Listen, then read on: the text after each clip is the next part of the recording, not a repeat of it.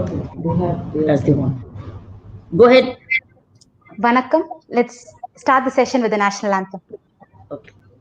Okay, gentlemen. जनगण मन अधिनायक जय हे भारत भाग्य विधाता पंजाब सिंध गुजरात मराठा द्राविड उत्कल बंगा विंध्य हिमाचल यमुना गंगा उच्चल जलधि तरंगा तव शुभ नामे जागे तव शुभ आशीष मागे गाहे तव जय गाथा जन गण मंगलदायक जय हे भारत भाग्य विधाता जय हे जय हे जय हे जय जय जय जय हे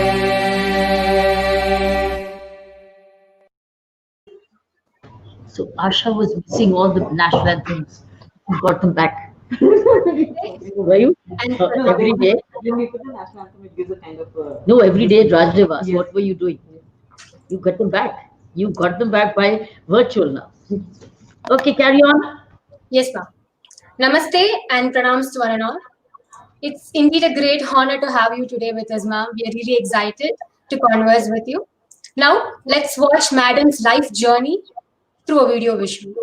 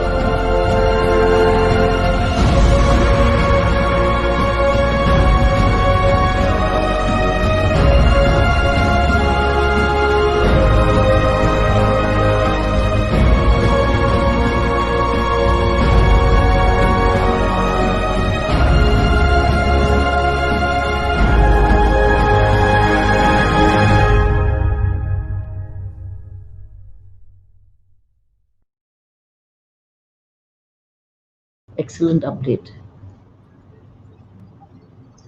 Ma'am, it's indeed a big honor to have you amidst us on this special day, the birthday of our eminent Dr. APJ Abdul Kalam sir. This evening, Prashanti, myself, along with the students from various colleges, going to be having a conversation with Dr. Kiran Bedi, ma'am. Ma'am, I would like to start the session with the first question from my end, ma'am. Today, we are facing challenges from all parts of the society that may pull us down, and it could become a hurdle for us from achieving our goal. Ma'am, could you please motivate us and probably give an incident from your life that will help us rise above problems? So is this your first question? Yes, ma'am. Does one need to discover them? Is this your question which you sent me? Yes, ma'am. We have rearranged the order and again sent it, ma'am. And her first question, ma'am, can you please once again ask Sangeeta? Yes, ma'am. Today we are facing challenges from all parts of the society that may pull us down from achieving what we want to achieve in life.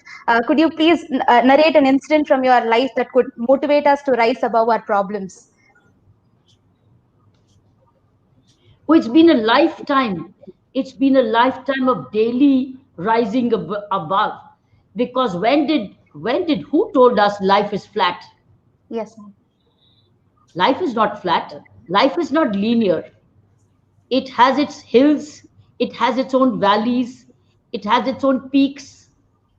Also has a flat road. But you never know.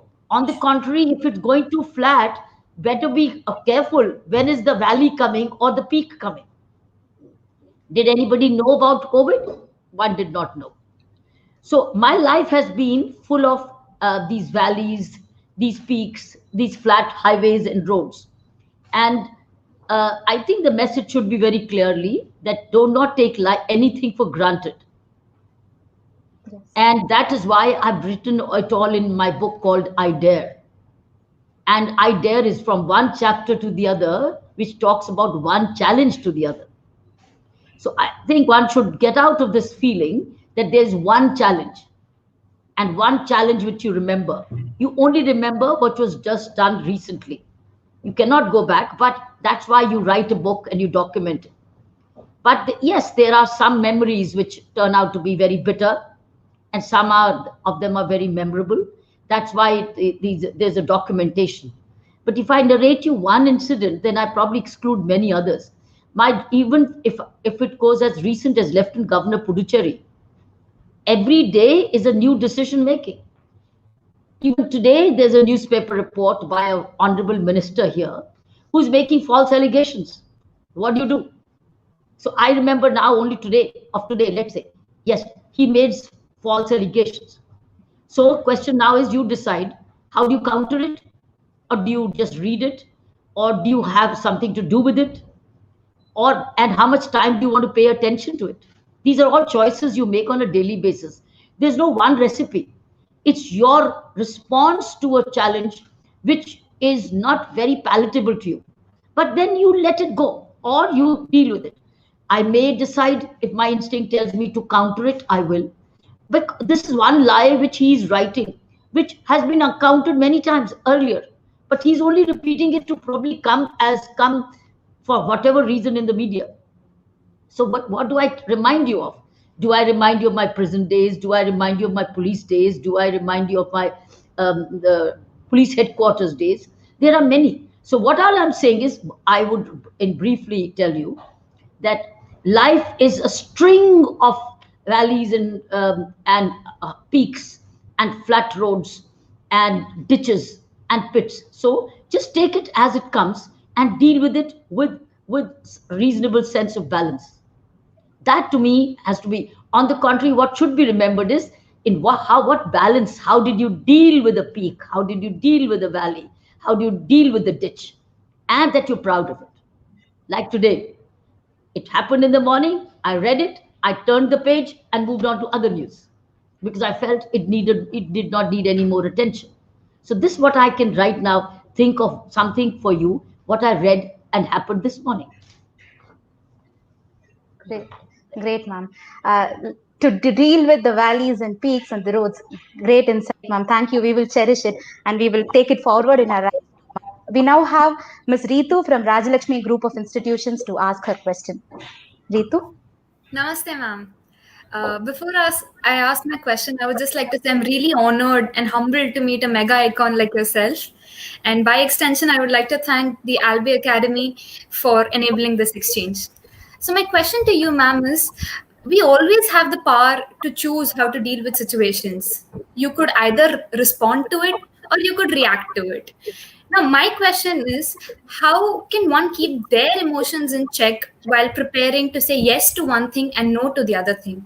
Also, if you could highlight one incident from your life which could help us understand the power of decision making, that would be really helpful, ma'am.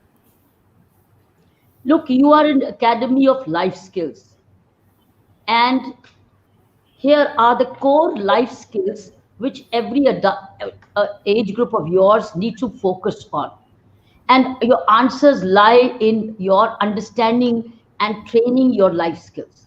Now, when I read these life skills, I realize when did I start learning about them. That first, let me now give you quickly, because your answer is going to be lying within these life skills. And this is what has been given by the UNICEF, the UNESCO, and the WHO. It says the 10 core life skills, strategies, and techniques are: number one, problem solving; secondly, critical thinking; third, effective communication; then skills and decision making; creative thinking; interpersonal relationship skills; self-awareness building skills; empathy; and coping with stress and emotions.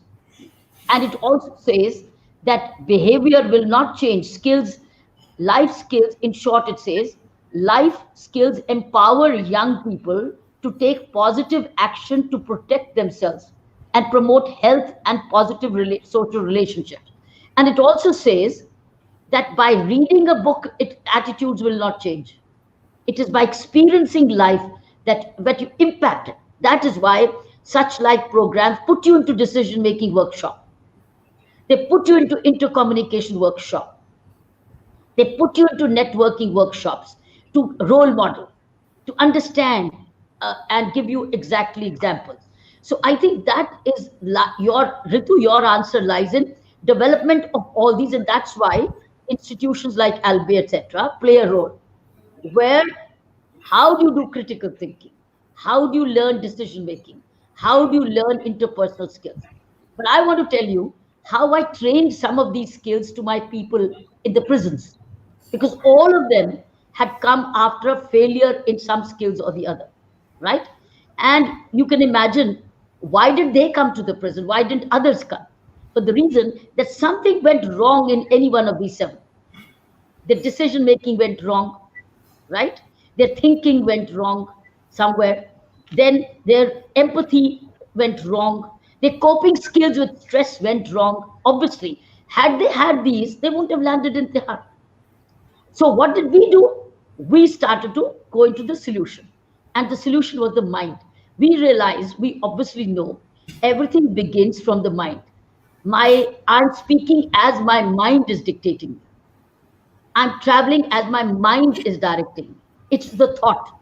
The day there is no thought, there is no action. You are just still. You're still. So I think what we started to do was, in that we created programs which started to deal with their mind. And from the mind came the training in all these aspects of life skills. So your answers, your questions, you youngsters, your answers lying in these 10 core life skills. That's why your new education policy is now addressing core life skills training during schooling, during college education. So now, what's your question? Now, against this background, I would like to answer. So which question are you?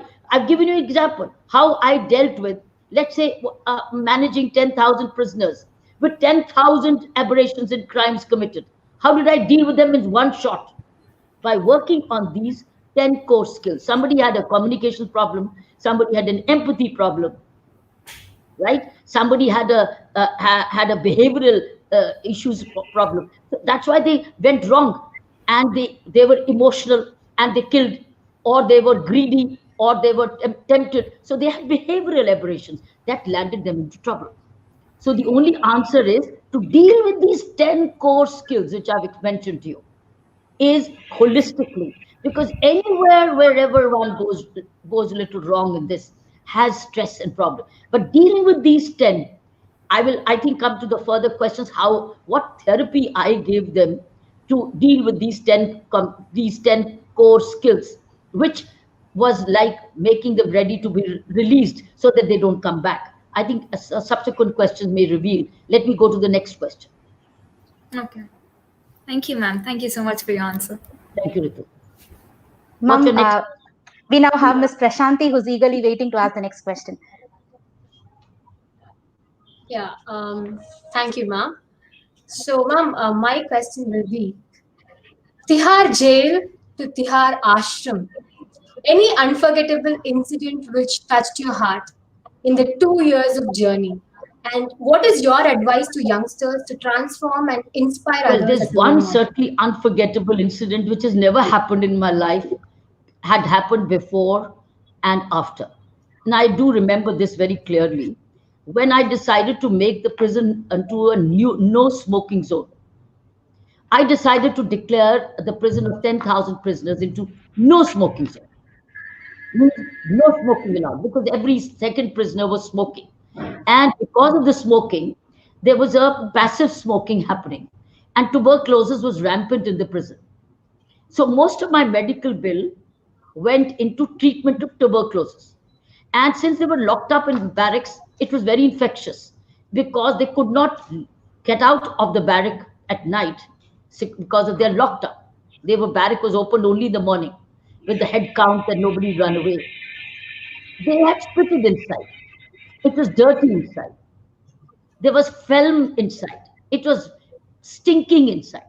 And it was spreading tuberculosis. It was mostly a lot day based on smoking. So we decided to conduct a survey inside the prison, saying how many would want smoking zone, smoking yes or no. And we did a survey. And the survey was also 50-50. 50% of the prisoners said, yes, madam, please ban the smoking. And 50% said, no, we want the smoking because that is an entertainment, an attraction. Now, which 50% do I go to? And I am a health keeper also. After all, health of the prisoners is important. So I had a meeting with my colleagues and superintendents and my DIG, Mr. Jaydev Sarangi and many others. I had a wonderful team. So we decided to take the plunge, saying we will ban smoking. And by the time the act had also come of banning in public places, and we said smoking banning in public places, prison is a public place. So therefore we should implement the law. So we had the law and we had the 50% on our side, but 50% prisoners were not on our side.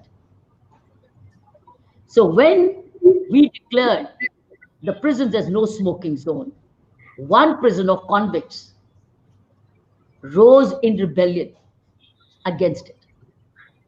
And they threatened me that tonight, madam, you will see all of us hanging from the rooftops. Openly threatened me in my open house, which I used to have, because they just wouldn't get up. We had a prayer. We used to always have a prayer in the evening. And after the prayer, prisoners would return to the barracks. This evening, when we did the prayer, these convict prisoners, they were convict prisoners. They did not leave the place and said, we will not go inside. Aapne jo karna kar lo. Hum to aaj yahi marenge. And that you will see us hanging from the rooftops. And this was a decision which I took as a leader, and of course, all of us took. I did not know what to do. At that moment, now when you ask me, which is the moment I remember, I do remember it was winter days. And I saw my sweat falling from the sides. That means my head was sweating. I realized, I'm so observant of on my head, I realized there was sweat on my side. Because at that time, I didn't know how do I deal with these 200, 300 people who are just squatting on the floor, refusing to go, and it's sunset, and they need to go back, and there's a security lapse, and if they all run away, or they start to strangle prison officers, what will happen? That moment I don't forget. Now, how I dealt with it can be a mystery. It has been written in my book, It's Always Possible. Do you want me to keep it as a mystery and you read the book, or should I tell you? Sure, ma'am, we will read it. Oh, wow. Yeah. You don't want me to tell you? Ma'am? You don't want me to tell you? You want to read it? No, ma'am, either ways. I like your answer. The way was simple. The way was simple. I waded into the crowd. And I said, Utho, chalo, chalo, raat ho gayi. Chalo, utho, utho, utho, chalo, chalo, utho. And I start to wade into and my staff followed me again. And they also start to pick and push up these men, lifting them up and pushing them into the barracks, etc. Right? Can you believe it? We succeeded. We succeeded in pushing these men, big men, just because I dared to run into them. See, उठो, चलो, run नहीं करते, बात करते, आपको नहीं बंद हो रही है, क्योंकि they were saying आपने तो हमारी सिगरेट तो महबूबा थी, हमारी महबूबा ले लिया आपने. They used to call their cigarette a Mehbooba. So, but we succeeded. But that night, no. Next 15 nights, we only slept inside the prison. We did not leave the prison. But then we did a lot of homework with these prisoners. We gave them saunf ka pani, we gave them sweet, all that, which takes them out of their withdrawal symptoms, because cigarette was also their addiction. So that's rest is the story, which what happened, how we did it, which doctors helped me. It's all written in the book is a chap, but I don't forget that incident. Sure, ma'am. Sure. The power of decision, at that point of time, which now you see, all life skills are coming in. Yeah, ma'am. If you notice all the skills which I mentioned to you, they Yes, all were at play. the decision making. Or what was at play? Critical thinking, problem solving, effective communication. What was my effective communication? It was not talking. I got into the crowd. To me, that was effective communication. But would it be written in the book that this is what you do? No. You have to see and feel the pulse of it, right? Decision making. And then interpersonal relationship skills, where I said, Utho, because I had been working with these people on a regular basis. There was an interpersonal relationship with them, because I had been looking after them, making them read, write. So there was a hostility. There was no hostile relationship. So I used, then coping with my stress and emotions. How did I cope with it? How did I cope? I kept my cool. I kept my composure. It sweated on the side, but I went by my instinct. I went by my inner voice. What do I do? I didn't blame anybody. Say, why, or I run away, or I hit them by lathis. No, we used hands, hugging, pushing, and we worked. So what I'm trying to say, but here it's very important. It says, the same chapter says, self-awareness, self-esteem, and self-confidence are essential tools for understanding one's strengths and weaknesses. You have to inculcate self-awareness, you have to inculcate self-esteem, and you have to inculcate self-confidence, which I had all the three. Enough to deal with such a situation. So this is what is life skill about. It's a constant self-esteem, knowledge, skilling, working on self-confidence and self. It's a daily affair. It's not one day affair. Practice. It can start slipping. It can start increasing. It can remain the same. It all depends on how you spend your day. Each day, one day at a time. So I've now recalled you some of the most memorable, which I can't forget. Yes, ma'am. You've also told us in one interview that those were the most fruitful years of your life. So thank you. No. For me, every year has been a very fruitful year. That's true, ma'am. True, ma'am. So we have our next question from Ms. Manvita from SMK Formula College. Go ahead, Manvita. Go ahead, Manvita. Okay, next one. Manvita, you can go ahead with your question. My next webinar is it? Okay. I guess we have some issues with her, ma'am.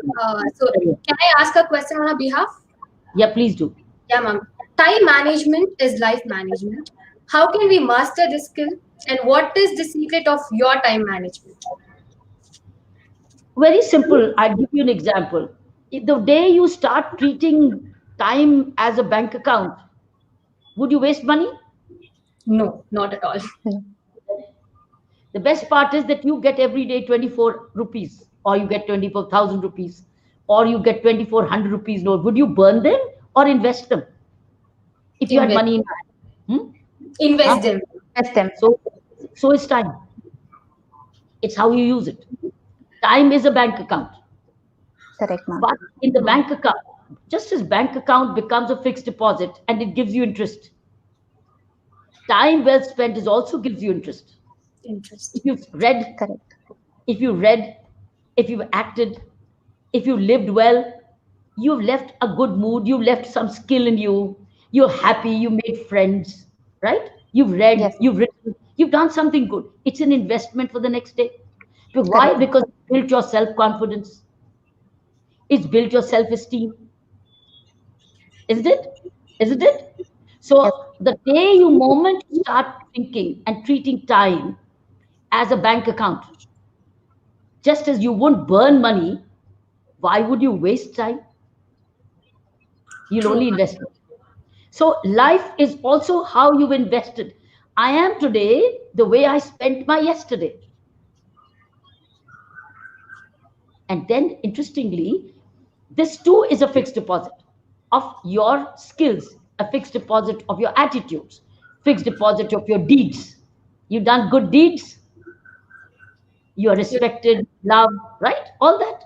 True. So I think that's the way I would define time, as another form of bank account. True. Thank you, ma'am. Good, Thank ma'am. you. Thank you, ma'am.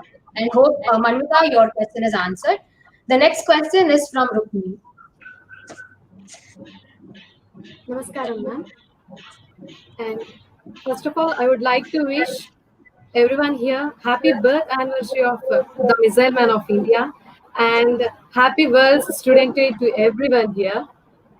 And my question is, ma'am, why many people, especially the youngsters, are suffering from the depression, where this depression didn't exist 20 years back in the world? Because I think they're comparing themselves with others. They want to be somebody else. Yes. That's where they go wrong. They want to be like, they want to copy others. They want to have more. So when they are not valuing themselves, but all the time copying others, and why can't they be like others? And why can't they be that more beautiful, more money, more things, more name, more fame, more pictures in the papers, more awarded, and when they don't get it, so instead of being copying, instead of focusing on copying others, they do not inculcate the confidence in themselves by doing the right things. So when you start, then you fall into a depression, because you can't be like that, and then they can't come out of it.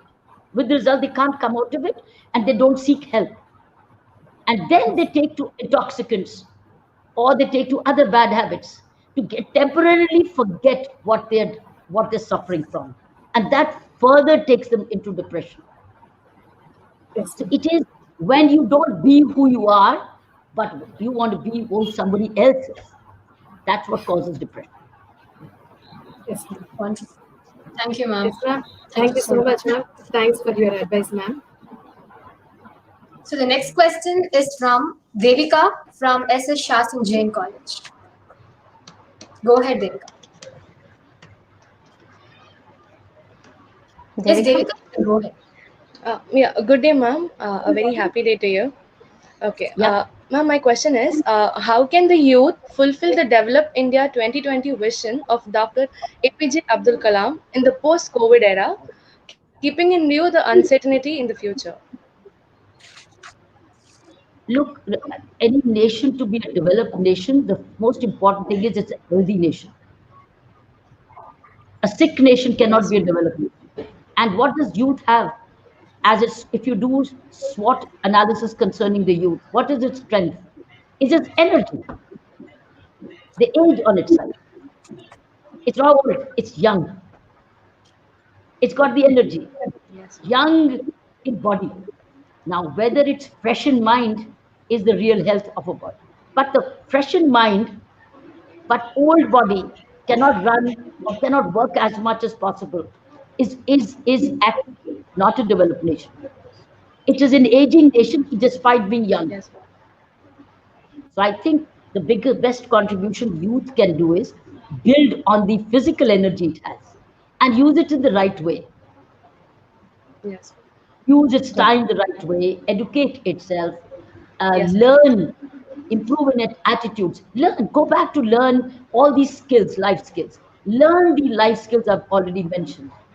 If they learn these kind of life skills, they will be using their energy in the right way. But if they don't use this energy to learn the life skills early on and build on it, then the nation suffers.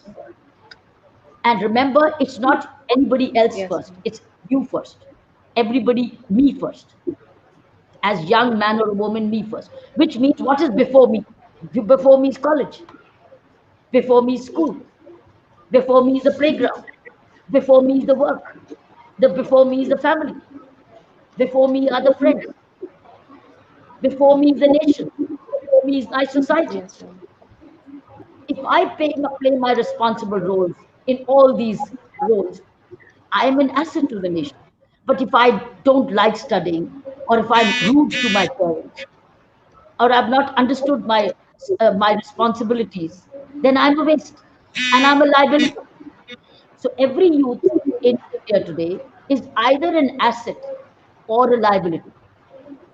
True. Every youth must decide what it wants to be, an asset Yes, or ma'am. a liability. And you are an asset already if you're born with good health. Whether you're in an area which doesn't have many opportunities or where it has, you can create your opportunities by your health, by a good health. Use of opportunities by a good health. True, ma'am. Okay. Ma'am, Thank you. we have the next question Much, from ma'am. Manju from Sairam Institutions. Namaste, ma'am. It's a great honor talking to you, and I thank Albe Academy for this wonderful opportunity. So, as Swami Vivekananda quotes, "They alone live who live for others." We feel that this quote is like very appropriate to you as you live for the country and the empowerment of others. So, I would like to know what made you to choose this as an idol. Can you share some of your experience? Look, you live, you know what? I think we must first live for ourselves. Because if we don't look after ourselves, how will we be able to serve others? But we look after ourselves for others. But we first must live ourselves. If I'm healthy, only then I can serve you. If I'm educated, only then can I earn for you. Or I can share something for you. So I think I first must learn to live for myself. But it's not selfish living. It's not greedy living. It is living to be of value to myself, adding value to myself so it can add value to society. So I think Swamiji presumes that I will first be strong myself. That's why he said, football is nearer to you than the ground. What does it Yeah. mean? It means go become healthily fit, become physically fit. Why did he say before you go to the temple, go to the football ground? Because he wanted robust, healthy youth. That means a robust, healthy youth could serve the community and the nation by dint of energy. Thank you so much, ma'am. Thank you, ma'am. So, Thank you so much for joining us, ma'am. Amidst your busy schedule, thank you for replying us and for joining us, ma'am. I would like to hand over the session to Sangeeta to close the session with a word of. Thank you, ma'am. It has indeed been our pleasure to thank Dr. Kiran Bedi, ma'am, the Lieutenant Governor of Puducherry, for her valuable time and for giving us such valuable insights from your life that we would cherish and take it for. Thank you, ma'am. We also thank the Rajnivas team for supporting us through the process. Thank you to one and all who have tuned in. It has been a great. Thank you so much, ma'am. Good evening to all. Great. Thank you, ma'am. I want to thank you too and congratulate you for doing the right thing because life skill is the key for any youth. Earlier, the better. And it's a whole process. Once you get into the habit of working on your skills, you keep working for the rest of your life and you stay in command and control. And what you are saying, you are ahead of your time. It's exactly what this new education policy is all about today. Yeah, ma'am. Good luck. Thank you, ma'am. Ma'am. Thank you so much, ma'am. Thank you. Thank you, one and all, for watching. And we'll join us tomorrow. Thank you. Thank you.